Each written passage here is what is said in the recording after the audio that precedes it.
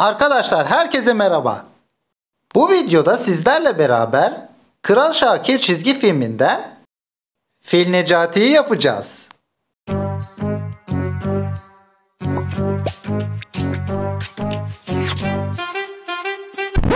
Hayda! Nereye gitti bu şimdi?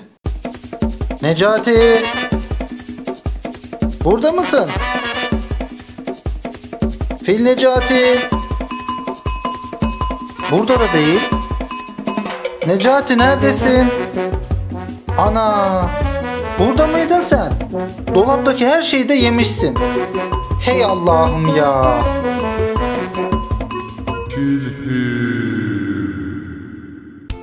Öncelikle Kral Şakir kitabımızdan Fil Necati'yi buluyoruz.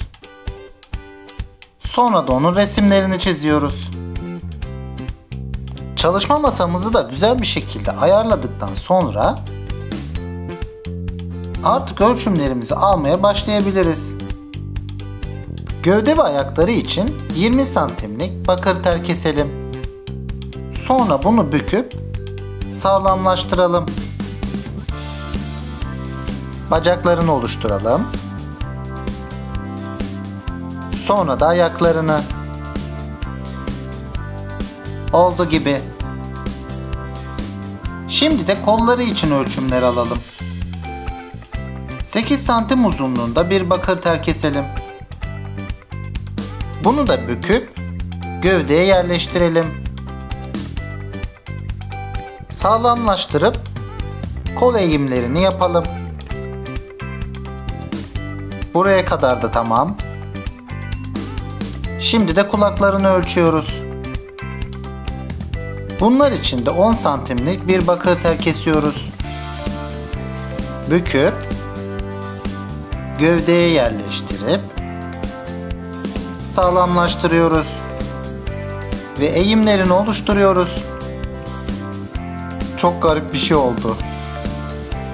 Folyomuzu elimize aldıktan sonra gövdeyi bir güzel kaplıyoruz. Ne kadar çok folyo, o kadar az polimer kil demek. Bu da tamam. Sonra da polimer kille gövdemizi kaplıyoruz. Cetveli elimize tekrar alıp hortumu için ölçümler yapıyoruz. Burası için de 8 santimlik bir bakır tel yeterli olacak. Şeklini verip kontrol ediyoruz. Kafayı deldikten sonra kestiğimiz bakır teli buraya yerleştiriyoruz. İşte tamam. Şimdi bunu fırına gönderiyoruz.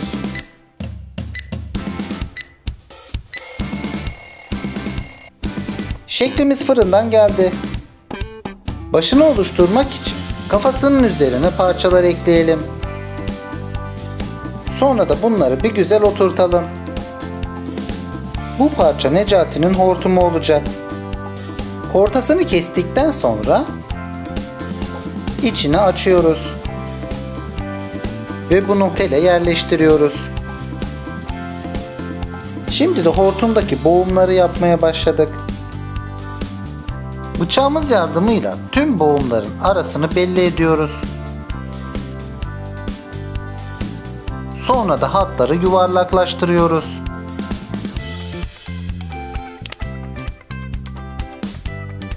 Bununla da hortumunun ucunu yapacağız.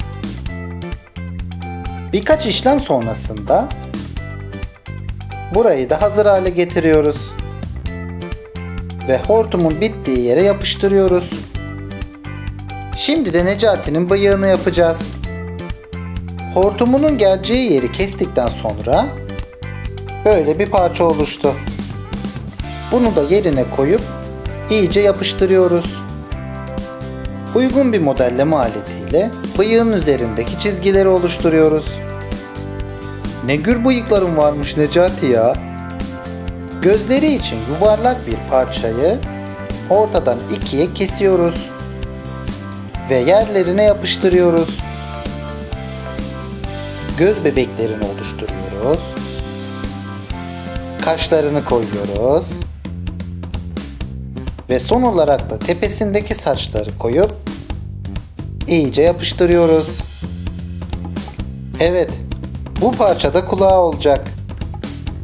Kafasının geleceği yeri kestikten sonra telin üzerine geçirip iyice yapışmasını sağlıyoruz. Diğer kulağını da aynı şekilde yapıyoruz. Necati bir kez daha fırına gidecek.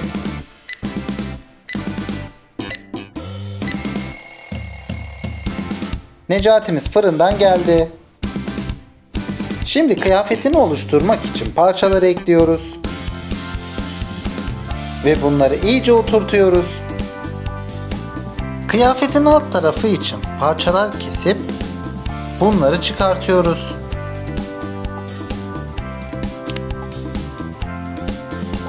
Bu parça Necati'nin avucu olacak. Boşta kalan tele bunu soktuktan sonra diğer parmakları da tek tek avucunun üzerine yapıştırıyoruz. Diğer elini de aynı şekilde oluşturuyoruz. Ayaklarının etrafına parçalar ekleyip bunların iyice yapışmasını sağlıyoruz. Necati son kez fırına gidiyor.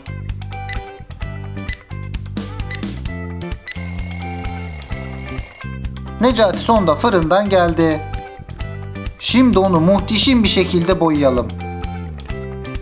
Öncelikle morumuzu biraz beyazla açıp Fil Necati'nin başını, hortumunu, sol elini ve sağ elini boyuyoruz. Normal morla da Necati'nin gür bıyıklarını boyuyoruz. Yeşilimizi biraz beyazla açıp Fil Necati'nin kıyafetini boyuyoruz. Açık mavi ile de pantolonunu boyuyoruz.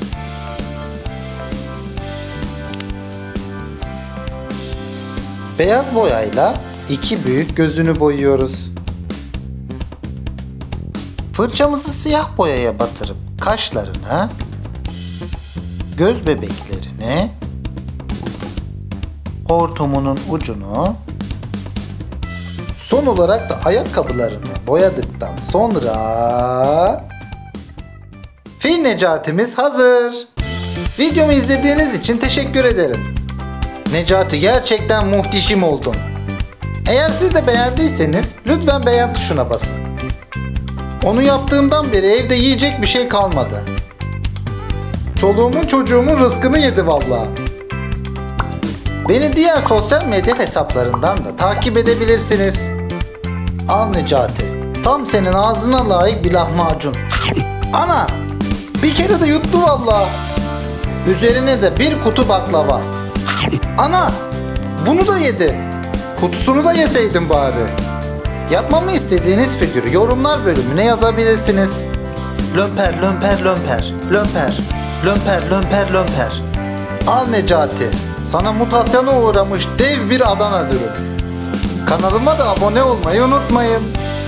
Uç özgürce dön evine, küçük ve sevimli brokoli. Başka bir figürde görüşmek üzere. Hoşça kalın.